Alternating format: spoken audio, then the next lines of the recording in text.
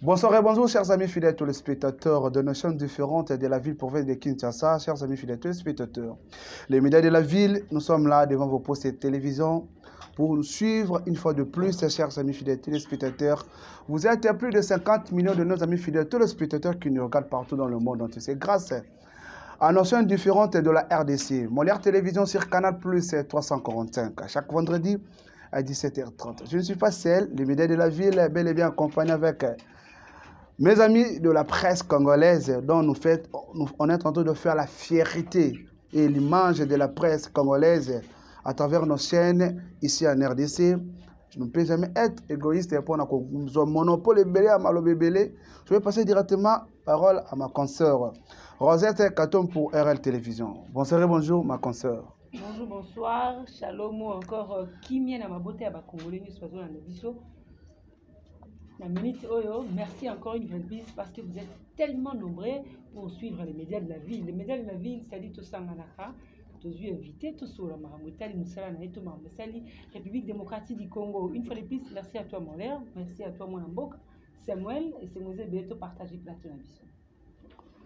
Eh bien voilà, mesdames et messieurs, vous êtes tellement nombreux partout dans la province de Kinshasa pour voir par la démocratie du Congo.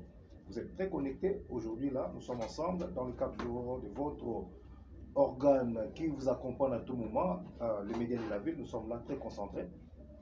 Netolobara, Ingeta, Ezu, Ezamasolo Yabana Congo, Masolo Yabakino, Tozo Lilo, Tokosangila, Bandi Konabiso, Tozana Bango, Poto Betana Bango, Masolo, il y a style na bango bainango na ville province de Kinshasa Ingeta to beta masolo na bango ya style na bango bainango na ville province ya Kinshasa mais kokota tina ba province nyo surtout ya RDC piti libanda ya mboka Congo. Pourquoi pas te ba représenter drapeau ya mboka ya Congo libanda ba kepe ba beti ba sali penil ba polipe bazongi pe bayebi mokonzi mbonga saini ayambi bango ministre sport pe ayambi bango.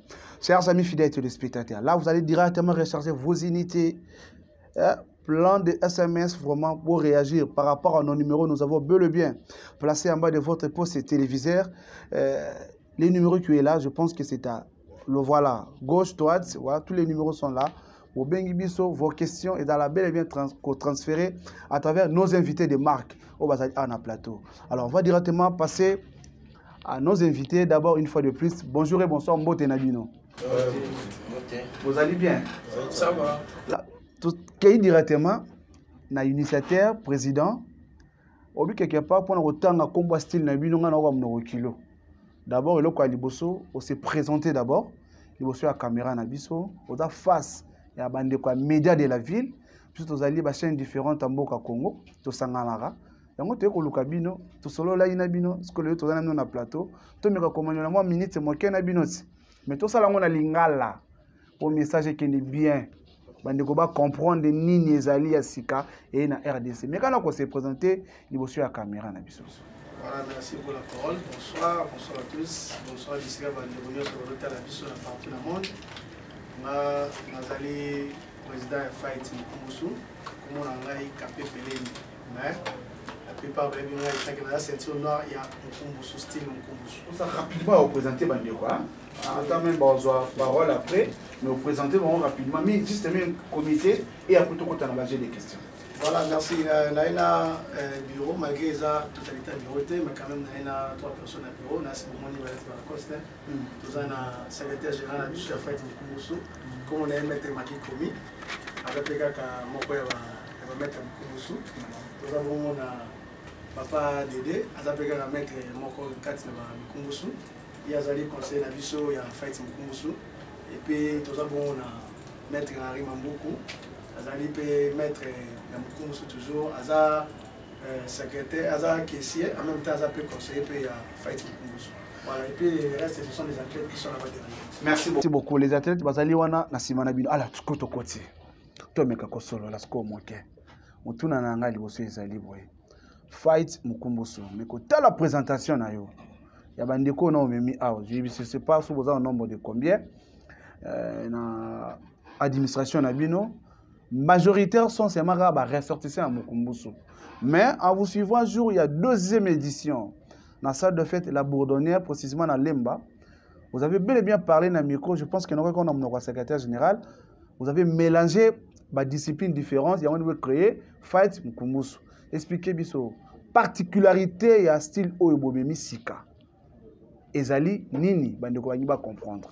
Bon, particularité la biso, tolingi to promouvoir les jeunes athlètes, to les jeunes talents, oyo baza ba combattant, baza ba fighter, o ba bundaka bien, ba sala style. En fait, tous ça va ressortir ça ya style Mukumbusu, mais et le but est que Mukumbusu n'est pas au on a besoin de toutes les disciplines. C'est-à-dire quand j'ai des disciplines, judo, judoka, karatéka, militaire, boxeur, et puis ainsi de suite. Donc tout ça, la ça va tenir ensemble. Mais seulement comme tout ça va ressortir ça, Mukumbusu, il y a qui utilise comme on a Mukumbusu, mais tout fight. Fight, et moi ça va fighter, et moi ça va combattant. Donc là, pour ça va combattre à tous les styles. En cas de fight Mukumbusu. Voilà, c'est un peu ça. Donc, but nabiso, top objectif pour promouvoir les jeunes athlètes, ou les sportifs, ils se retrouver dans le Congo. Peut-être que ça le sport, ils vont participer là, ils vont se mais surtout ça l'effort à Bundi, à Soukazu, moi pris quelque chose pour nous permettre peut-être de soit vivre dans le sport, avant de vivre, avant de ça à travers le sport ou à ça. Moi, Mboka, Bunda, moi quelque chose à la fin. Bah oui, autour le Kolobango, Malamu, mais tout le gâteau, Zonga, Mamouké, Sima. Oyebitan on a eu comme Mukumbusu na bangisa ngai na yebarate pourquoi bon intitulant Mukumbusu parce que là je me pose la question Mukumbusu est un sport nini les gens nous suivent hein ba luka bayeba yo 5-6 ba sport ebe na kati nga na yebi na karatéka na yebi judo na yebi ba forme sous boxe mais Mukumbusu et un sport ni différence ni entre Mukumbusu et les autres sports ou les autres disciplines et puis Mukumbusu pour devenir un Mukumbusu par exemple c'est un critère nini il faut avoir la masse pendant on a bien on dirait tonda il faut avoir la masse alors et c'est un peu héroïque ça biso d'abord Mukumbusu wana oui et puis ko ba qualité ba critère ni et c'est bon d'abord Mukumbusu wana n'était ne me pas ça pourquoi comme gaga OK pas de problème en fait ils ont art martiaux mix je m'explique quand je dis art martiaux mix c'est-à-dire qu'ils ont ça la discipline judo karaté, lit, boxe, ils ont enfermé dans le Mukumbusu. Il y a un temps où tu as fight Mukumbusu, tu comprends que tu as ça la boxe, tu as ça la judo, tu as ça la lit. Alors pourquoi ne pas appeler tous ces mondes-là, tous ça un bon judoka, on a fight Mukumbusu, un bon boxeur, on a fight Mukumbusu, un bon lutteur, on a fight Mukumbusu. Il y a un temps où fight Mukumbusu permet de se union à éduquer, à un style particulier, à ça la rend bien, à voyer à le championnat, à le à apprendre facilement. À apprendre facilement. Et quels sont les critères par exemple? Il faut avoir la masse. Non, pas nécessairement. Pas nécessairement.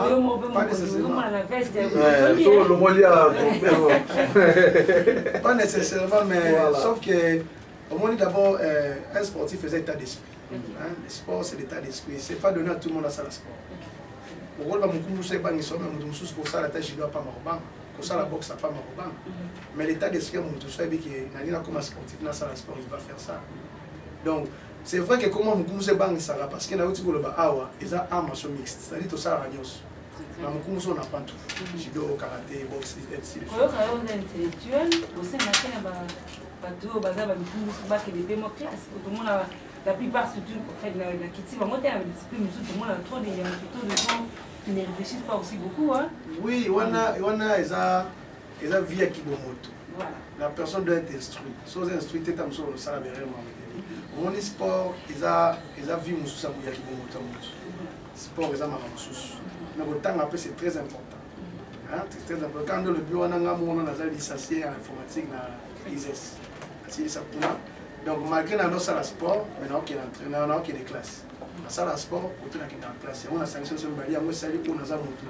Parce que si je suis que le sport, peut-être le sport, on a peut-être le sport, on a des gars qui est apporté un plus, mais sur la maille était au moins tant que Donc c'est ce que j'ai fait dans la classe, quand on a la matière sport. Koyoka yo intellectuel, bossé ngapé na ba bateau baza ba Mukumbusu ba ke des paiements classe tout le monde la plupart surtout en fait na kiti bango te na discipline tout le monde a trop de inquiétudes de gens qui ne réfléchissent pas aussi beaucoup hein. Oui, on a eza via kibomoto. Voilà. La personne doit être instruite. Sans instruite tam so ça la vraiment. Mon sport eza vie mususa ya kibomoto musu. Sport eza maramususu. Mais le temps après c'est très important. Hein, c'est très important. Quand le bureau on a licencié en informatique na ISS. C'est ça pour moi. Donc malgré dans notre sport, maintenant qui est des classes. Dans la sport, autour de la classe, on a sanction sur le bali, on a salué pour nous avoir montré. Parce que si j'ai suivi que le sport, peut-être le sport on a, il y en a qui, peut-être le sport on a les gars qui est apporté un plus, mais sur la maille était au moins tant de soucis en réalité. Donc c'est ce que j'ai fait dans la classe, côté au pénal en matière de sport. Ingeta mwana mboka na landio vraiment na limemia nyo surtout mais solo le binateur là on a l'histoire kawele na monique fight mukombo so eza lokola babengi style asika obino bomemi na kati ya ville province à Kinshasa tolingi toyeba vision na bino à la longue eza nini par rapport au style na bino bomemi. Merci. Voilà mon vision na biso. D'abord, total na mikili bapoto na mindele kuna bomonaka moto akundi komba moko ali $50,000, ali $100,000. Biso na hôtel ko bale bandé tout ça pour la tout pour pouvoir sa jeune athlète pour la ba émerger. Le pesa la moto avani na ndako afuti na ndako azana mwasi na bana grâce à sport. Ça se fait déjà à l'étranger na poto tout le monde en moto za millionnaire za karabunaka sport ka. Sport de combat mazali ni millionnaire. C'est ce que biso toyé na ngo ezaka na ville pour la Kinshasa to na posé comme na Congo et comme en Afrique. Pourquoi pas reconnaître la musique à la continent sous. En quelque sorte, ce qui est totalement bien, beaucoup ici, style à mon logo là, vraiment entreprise. Au niveau de la condition, il y a bien, dans tout ça là, style yo, azo gagner quelque chose, azo na ba condition vivre bien, bien sûr, bien sûr, c'est ça notre. Mais dans tout ça, tu me dis parce que tu vois que Kolanda, bino na événement beaucoup organisé récemment, tu me dis gouvernement déjà côté Makamoro qui est derrière vous, vous vivre en. Bon, merci. Il y a Liboso, Karanon, Lobby. Ils ont la main noire derrière nous. Ils ont déjà honorable. Bon, on a autant comme parce que il y a un soutenu à 100%. Les bandelito banda qui je crois à la première édition, on était seuls. Carabiso na bureau. Tout ça qui moi bambon moi Mikenza Mbappé Sarabiso, bah on a changé pour le faire aussi demander à la gaga babandara malembe. Pour bandir le rôle à solo. Si le lopé comique non, bah donc on se faisait passer par là. On avait commencé par là d'abord, tout bandagi bisumoko après et il m'a. Les moyens de bord. Voilà, les moyens de bord pour tout le monde. Moi même noir, moi voyez au Tchad sur le groupe pour nous les lots, toujours mais pour évoluer et puis tout ce qui va être pour baxer sur les camarades. À la longue, les lots sont partenaires, soit mon ami, bah ok, Koya na lobo vraiment facilement. Oui, bah partenaire. Déjà honorable Zawa na Kanyuma solo. Déjà on aura besoin de partenaires. Par contre, on se la bienvenue. On a besoin de tous ces mondes là. On est sur la pour ça aider fight Mukumusu. On est sur la pour ça fight Mukumusu. Et mon na mokili mobimba. Nous sommes là présents, nous sommes prêts pour la Wayamaba. Parce que la minute où on est dans le but au Bandaka, on biso moko, mais la minute où on a posé le soutien. Parce que les Camerounais ont tellement on a besoin de soutien à tous les sponsors au Bazana Kishasa, au Bazana Posa, Bayako Esuma, Fight Mukumusu, Bayako. À la longue, les lots sont partenaires, soit Monani, Baroki, Koya, Nabino Boyamabango facilement, ou bien le col a déjà honorable Zawa Nakanyima solo, mais soit côté. On aura besoin de partenaires. On a besoin de tous ces mondes là. On est sur la Posa Ayako. Aider fight Mukumusu, on est sur la pour ça fight Mukumusu et mon na mokili mobimba. Nous sommes là présents, nous sommes prêts pour la Wayamaba. Parce que la minute où on est dans le but au Bandaka, on biso moko, mais la minute où on a posé le soutien. Parce que les Camerounais ont tellement on a besoin de soutien à tous les sponsors au Bazana Kishasa, au Bazana Posa, Bayako Esuma, fight Mukumusu, Bayako Baksama Libanga, ils sont la bienvenue. Voilà. Bazali na bienvenue na bango pour nous soutenir en plus pour na fight Mukumbusu. Merci beaucoup maître. Mutuna moko poto kota directement pe na bureau ba ko zape moi ba pesa mécanicien par rapport au ba conseiller bazana 4 secrétaire général bazana 4 c'est-à-dire bazana maloba roloba. Bozali ba ressortissant ya style Mukumbusu. Alors est-ce que vous occupez tant ya ko solo là parce que bazana ba grand maître. Vous utilisez mon Mukumbusu. Ok, bah, droit d'auteur dans la carte. Parce que vous mélangez des disciplines différentes dans la carte. Est-ce que vous avez console la peine à grand maître et le côté que ça les alliés pour l'intérêt à Batunion surtout. Est-ce que grand maître wana bazapé d'accord on a bino? Déjà, on a expliqué bien dans la sortie c'est style Mukumbusu c'est-à-dire na bossa no régime na maïti. Bien sûr avant ça, moi na kuta pas mananda ku akena bossona ba parents bon na koli et singina bien. Donc on a eu le temps de parler. On a eu beaucoup de grand-mère pour la grand-mère de la mission Nyoso. Où il y a ça la tine Mukumbusu dans le carré Mabé Kaza dans la photo. Donc ça là qui est fort pour attendre. Il y a peut-être ça va la qui n'a la salle style là.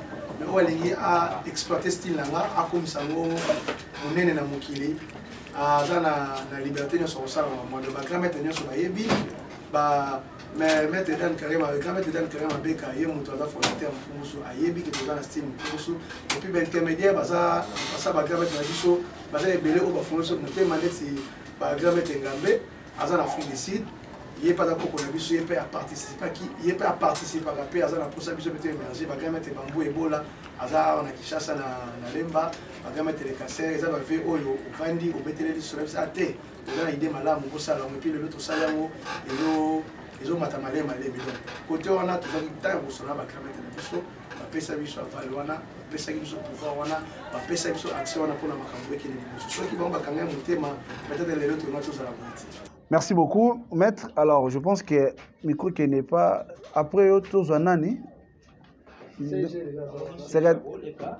hein ouais CG voilà CG zo micro sunga biso procéder lobaka mais tout faut tout cater maloba pour lobaka penda voilà merci beaucoup en attendant bazo arranger c'est bon voilà ah ba mettre ba na ba cha micro hein on va ba journaliste ba na catch voilà OK maître Maki Komi boni oyebi ke nous ba tolo mokili mobimba oyebi alors bande kwa média nde to vanda to en face de vous talisa biso nini ya sika omemela biso na fight Mukumbusu par rapport à sport oyo sali dire moulai mais lelo vous avez pensé vraiment à gérer génération à lobby ou ba ko remplacer bino au loba ki ngona micro. OK sport is a passion donc ça des métiers mo noble na biso ba oyo to zakita ya mosala ya mo ndeka président au loba dès qu'elle n'a de l'école, dans un gradé en économie dans l'IPEN. Donc, nous avons un temps et aux femmes pour réfléchir concernant la génération future. C'est tout ça l'année pour nous de la banque et de la vie. Alors, il faut qu'on m'inspire d'une manière professionnelle. Tout le monde va jamais béler dans la Kinshasa. Mais exploiter la bagage. Il y a l'exploitation de l'homme par l'homme. La plus que tu exploiter mon que mon doit vivre dans œuvre naïe ça veut dire que tu as la paix des classes dans la classe boîte qui mais œuvre on a battu quatre naïe de faire vivre et au moins tu fais tu réfléchis tu dis tu organiser moi championnat tu vas dans une manière nationale tu rassembler maman national toi maman national prévenir que tu as une statut d'intérêt légalisé de tout ça bien accompli on monte démarrer qui gymnastique ou bien on va faire Mukumbusu. Na kada fight Mukumbusu wana tozana ba boxeur, ba judo, kabalitaire, tous les disciplines confondues. Donc arts martiaux tout par na kati wana. Ndé tozo bumisa bango par kilo. To sali ba séminaire ezali, tozana siège administratif, tozana ba siège social. Na siège d'entraînement. Siège d'entraînement na biso na ba rumbo, biso na des bonhommes. So to travailler jiu-jitsu brésilien, judo, lit. Tous en des bonhommes. Soit on travaille kickboxing, boxe, karaté, tous en mais par contre, tu as un style en bazali en fait.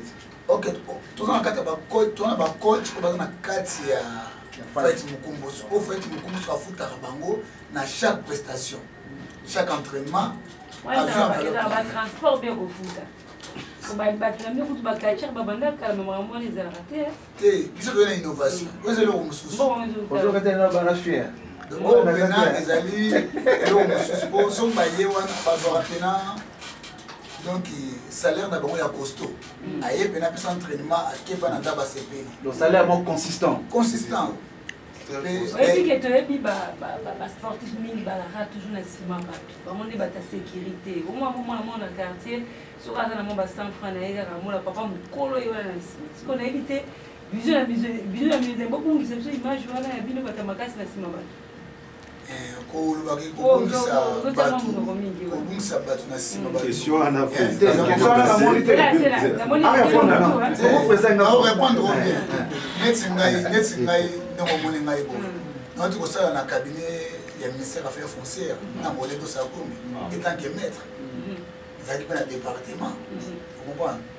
Le mot battu que sur aux maîtres, il faut pas comment utiliser. On a mis des bambous dans les cassettes, basé sur de quoi il y a plus mobile. biso mobile aza ministre d'État en charge ya urbanisme et habitat bamaître baza nsima ne ça veut dire kozala maître kozala nsima bato wana eza tremplin okobana mwa nzela mo ekomema oyo mais ntongo okóma kuna bagage intellectuel nango nde kopositionne yo ezali mwa nzela mo si le président ko ramasser pe mutuna na pas répondre en quelques secondes pour qu'elle tout appelé. Bon, je crois déjà CG avec là na ko bakisakaka peut-être les gens confondent, les gens pensent que son salle sport c'est un voyou, c'est un brigand, il n'a pas étudié. Ce que vous devez faire comme comprendre c'est le contraire. Vraiment les compter. Nga mo on est dans un boulot na yote expliquer bino malgré ba caisse belé dans une entreprise mobimba et imprimerie. Vous allez y comprendre que ça que le sport que sur le sport faut avoir faut la barre. Et non c'est pas non seulement ça n'a pas critiqué la police n'a pas sauté mais je dirais que mon tour ça la sécurité yebi musala neto za mayele à cause ça peut-être pour la police. Donc ça la sécurité ne veut pas dire que vous avez délinquants autant matin non. Les gens ont besoin de sa sécurité mais ils se retrouvent famille les autres vont bien les autres bien et le but peut-être que mon soit ça les sports sur la force à la sécurité non. Merci. Ça la base bien sûr avec cette année de juto fait création il y a sport au niveau international un jour est-ce que vous pensez bien ramener ça au niveau international ou bien est-ce qu'à au niveau national? Oui, je dirais bien sûr. Par rapport à notre vision, par rapport à l'initiative aux Anango, vraiment d'ici là, par rapport à Makamoto Sali, la fight, Makasi, les barreaux de la discipline, mais à lire, on a vu ce qui est là, on a volonté tous en on a athlète tous en on a fight. Et quelles sont les stratégies, le procédé, pour que vous allez encore plus haut, par exemple? Bon, s'il faut parler des stratégies ou des procédures... Du gouvernement soutient la non, non, est-ce qu'elle peut beaucoup arriver à un moment où le gouvernement tient peu de compétition? C'est ce qu'on veut. Nous voulons ça. Pour ça, qu'un jour, vous faites l'athlète qui a fight. Qui peut représenter Moka quelque part. Le but pas lui sur la médaille. 2050 non, 2050 c'était. Puisque dans la fight, nous Kumbusu, ils ont un président Lobaki, un CG Lobby, ils ont une discipline qui se retrouver dans la quartier. La discipline alors, biso, so ba bengi biso na discipline nyoso. Donc ça dit la sport nyoso. OK, non côté ba bunda boxe, ba bunda judo, ba bunda MMA tout. Donc ba traite à fight nous Kumbusu baza prêt. Il y a OK de défendre couleur et à fight mon Kumbusu. Donc c'est un peu ça. Eh bien voilà, petit à petit, vous êtes presque bien dans ce qu'on sur la biso. Mais tout le monde tout le monde est validé.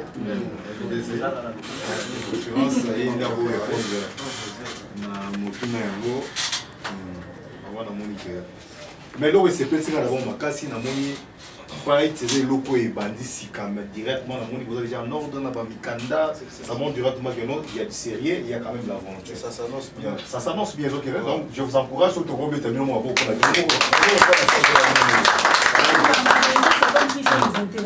la majorité peut te mourir quand même là ses amis. Voilà.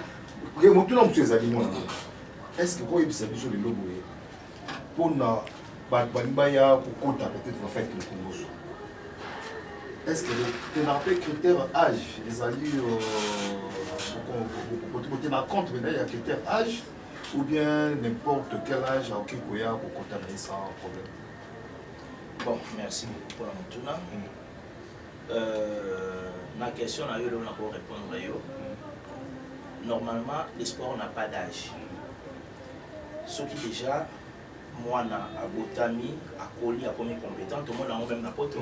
Au moins, moi, la dès les bas âges, déjà, ma pote, judo, karaté, discipline quelconque. Bon, ils la fight, normalement, tu bandis directement, dans l'athlète déjà, bah, comédie déjà. Bah, on dit tu bandis dans bango. Mais rien n'empêche, dans l'organisation de Bisso, ceux qui parent mon corps. Qui est disponible à occuper pour y aller à fight pour apprendre et puis à évoluer dans le biseau. C'est pas un problème, ça ne pose pas de problème. Selon l'investigation de ça là qui va la fight mais combo so pas combien tu as dans mon permis. Aujourd'hui, au bêtis, dans mon tour, je ne sais pas. Parents, il y a un image, il y a un élément à côté de la cicatrice. Normalement, la canisse na bébé, on a eu présent dans le lobby, et puis les Bolanga CG Azaliawa, conseillé par le même Mouké. En fait, Fight Mukumbusu, ils ont Rolanda quand même moins ligné mon corps, ils ont moins généalogie dans mon corps. Premièrement, aux Oyoka, ils ont conçu des noms. Tous en fight, tous en Mukumbusu. Donc, ce qu'on a fight veut dire c'est bagarre. Mais, in English, en anglais. Ce qu'on a Mukumbusu veut dire ils ont zonga sikoyo na de ba makishinga pemba place to bimela. Vous comprenez? Place pénale. Voilà, ninga indusa. Mukumbusu en soi, c'est la sauvagerie. Tout est permis. Reçoit minou, au betalibanga, reçoit beli, reçoit nini. Mais, na fight maintenant, to longoli moi ma sauvagerie nambu hein to harmoniser vie donc te dévier à moi to harmoniser à moi vous comprenez comme si Mukumbusu classique voilà to harmoniser à moi to longoli na dio to benga coup de tête à tamaushi hein ils ont beta maté vous comprenez to longoli pas pour soi wana tout ça donc to longoli moi sauvagerie wana to tché à moi ce qu'on a cadre moko normal oyo et pour les caper à ta dans la chaîne Moussou et qui a un film d'horaire, quoi. Donc voilà, c'est un peu ça. Et bien voilà. Merci. Voilà, c'est bon. Oh, Ngoyao. Mais le temps. Parce que télévision, on attend. Excusez-moi. Je pense que prochain numéro, on aura su le temps et à la deuxième numéro pour notre en profondeur. Tout ce qui est président. SMS moye pour bazolanda baolanda ba iba tunda motuna na ya yo mais représenter pena bangotu bino abozo bunisa fight Mukumbusu wana c'est bien est-ce que bino moko bo bunda pe déjà ba compétition wana pour bundisa bana ya bato pour bino pe faut ba exemple ba exemplaire pardon motuna wana ezali komi tuna allez président mais quand on répond de biso na moi 60 secondes pour mon égalité et puis sous question je pense que ça bunda betanani voilà wana mutuna betanani kombone nani toyebi obetaka mwana mwa mukeka bon forme muso to sala passage à Mukumbusu mais style ko bunda compétition bosibo bunda parce que eloko za malamu préférence ezalaki bokoki pe bino mo bani na ko bunda ba moni ali boyi bolakisi pe bana Motuneza, réponse est à Mboka. Voilà, merci. Je vais dire ceci, il y a Biboso, tant que tous ces pointés à la nation, nous avons bien à mettre. Donc, quand on dit mettre, c'est une médecine à voilà. Biso, nous avons une pose à règle, où est Salema avant, et Salema, où est Salema de l'autre. C'est-à-dire quoi? Biso, tous autres terres au monde, mais au fêlé. Tout le monde trop. Na Mukumbusu mais au fêlé liba maté au fêlé na lui ben ngamo na zabo et on peut savoir témoignage vivant je crois ça va faire plus de je sais pas la habité bon pas plus de $5 ou na zone depuis la Waniko Bunda pas plus de $5 ou na zone na banana Waniko Bunda mais pourtant na combattant peut-être va tembele bakomona ngai baye kokutana na ngai na bon ko vieillir c'est trop dire na comme na ba âge moi déjà avancé pour la la compétition mais pour ceux qui connaissent Maître Vipère non c'est un guerrier voilà merci beaucoup Maître Vipère nous arrivons pratiquement vraiment à la fin de notre entretien merci beaucoup vraiment d'avoir répondu à notre invitation donc vous allez vous inviter dans cette démarque talaka bozi espace Mobimba alors oezali ba chaîne nabino donc pardon. Merci beaucoup, voilà. On a la pousse au bassin de Bamoro. Voilà. Okay. Je crois que tu es comme la souka. Mais il y a qui secrétaire mbanga danger mais aux hommes alors nanga qui boloba nanu loko o bosé là qui busatanda qui batuna bien mutuna à travers biso toi ba journaliste et loko mutuna ngoyete. J'espère qu'il y a de nombreuses personnes qui nous suivent, de grands partenaires, de grands messieurs, de grands opérateurs économiques qui aiment aussi le sport balanda kango baningango. Moussa bozo sala oyo esenga rappel sponsoring hein mo pe bolati ba polo ba miliki mo ba polo ndengeza kaka le financement c'est très important quel est le message beaucoup yebisa na bato bazolanda biso o peut-être ba nango mais idée ça pour baya na loko ya sika bo memeli batu na minute. Et puis pour mutu athlète ou encore mutu azana posa a commander bino a ko s'adhérer à contacter bino ndengeni ba siège ba adresse à siège et ça wapi. Voilà. Question. Donc na maye tali pena sponsoring tout ça na grand mécène honorable Raphaël Kibuka. Non, il est mon sportif, non? Il y a moi donc vient pena tasimi masolo. Pour na maye matali siège tout ali na siège na biso. Ezali na Gombe na Botou. Tout ali na siège social na siège administratif. Siège administratif na Botou. Na Gombe siège social ezali na des bonhommes na finito lingana. Mais sport oyo non moni fait mbuso ko beta matolo bayango mais faut kombo ya yorgo na maître Pacho grand maître puis à son âme to tanga ba sou tanga ba kombo na bongo tse to mami sumu maître yorgo na Pacho bato basali le ombuso oyo et le monde entier ils ont deux personnes wana moko azanvi moko akufa maître yorgo azanvi il y a des mots à passer sur initiative avec Bokindi pour prêcher mon combo sur le monde entier. Il y a mon président Viper afin de habiter maître tout ça en donné pour nous qu'il le boli bosso. Il y a mon le bosso qui est de 606 pour année les unis pamboli il y a mon coco grand maître yo. Merci beaucoup pour ce conseil rapidement. Conseil 60 secondes aussi si les émissions parce que les gens vont clôturer dans 2 minutes. On va bien et puis directement ton comment. Oui, conseiller, comment ça s'appelle? Ouais, on a Samuel au moins bouquet. On a complété la CG Nabiso au moins bouquet à travers honorable Raphaël Kibuka à la Kagibiso déjà que à travers yé à formuler la biso sous horizon et belé. Donc Batumusu au Baroya à travers yé à travers Melana yé ninga rubenga bango Baroya et belé. Donc, entre autres, tout ça, nous réserver, moi, tout le bézaté, mais Baza est belé au Baroya à travers l'honorable Raphaël Kibuka. Donc, c'est un peu ça.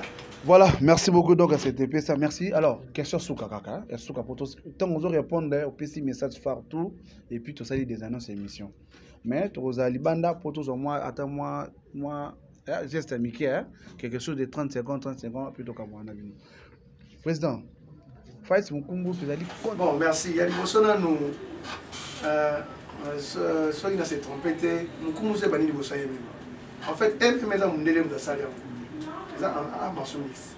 Même elle, même commençons à parce que vous avez presque niveau. Voilà. Donc, on a presque un déguisement, mais nous commençons à bannir avant.